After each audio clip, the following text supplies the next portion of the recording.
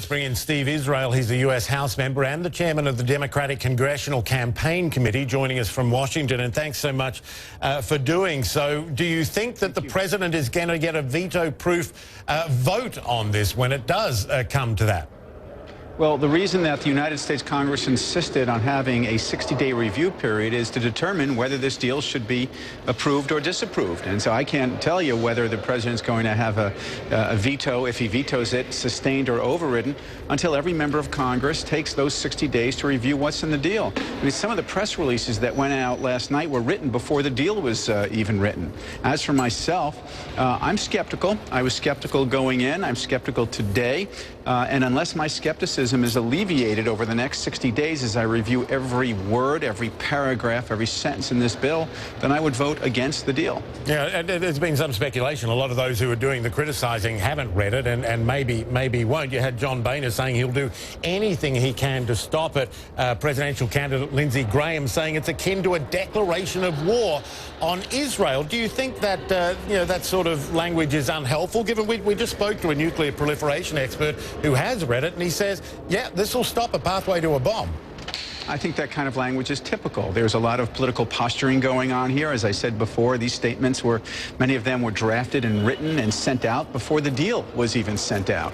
As for me, I think the responsible course of action is to maintain a healthy skepticism, which I have, but to take these 60 days to review the deal. That's why we fought so hard to give ourselves this review period and then make a judgment at the end of the day. My judgment, very simple. What is going to prevent Iran from acquiring a nuclear capacity? I will vote any way I have to in order to stop Iran from acquiring that capability. Does it trouble you that pretty much everyone who has opposed this vehemently and perhaps without knowing whether it really does do the job or not, do you think they're just going to continue to oppose it for political reasons and ignore whether or not it actually does do the job? I think many people will. I believe that we're now in a very bizarre season in the United States, and that is a presidential campaign. And so I think you have 17 Republican presidential candidates, each trying to get to the right of the other, and so they're going to lead the chorus in fundamentally opposing this deal. They have the right to their opinions, but they all have a responsibility to read the deal. And I'm not sure many of them will read the deal. They will be out there with their rhetoric. That's just the way it is. The reality, too, is that, and this has been raised time and time again, that a lot of those who have been opposed to this very process don't have an alternative. Sanctions endlessly were never going to work. And in fact, sanctions historically have never brought a country to its knees, whether you're talking about Cuba or Russia or North Korea. So endless sanctions were never going to eliminate any nuclear program at all, let alone weapons. What sort of alternatives are those who oppose it presenting? Well, that's the quandary that we are in. Look, the one thing that is certain is that this deal is not a perfect deal. It is a very imperfect deal, but not having an alternative is also imperfect.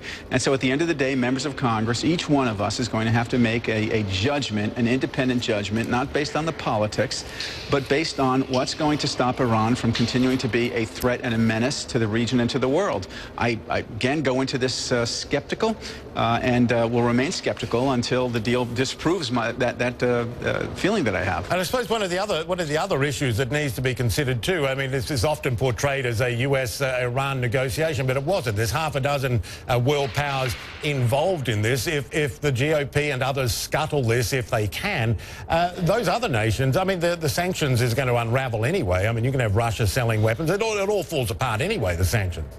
Actions have consequences, and so one reality that we will have to deal with, and again I say this as somebody who's skeptical, is that if the deal is scuttled, I would imagine that many of the countries who have been partners in imposing the toughest sanctions on Iran, that brought them to the table, that brought them to make concessions, are going to go in a different direction. They're going to lift their sanctions, and that's going to make it even more difficult, which is why we should take 60 days to assess all of the consequences and then make a determination at the end of those 60 days. Yeah. Good point. Steve Israel, US House member, chairman of the Democratic Congressional Campaign Committee. Thanks so much. Great to get you on the program. We do appreciate it. Thank you.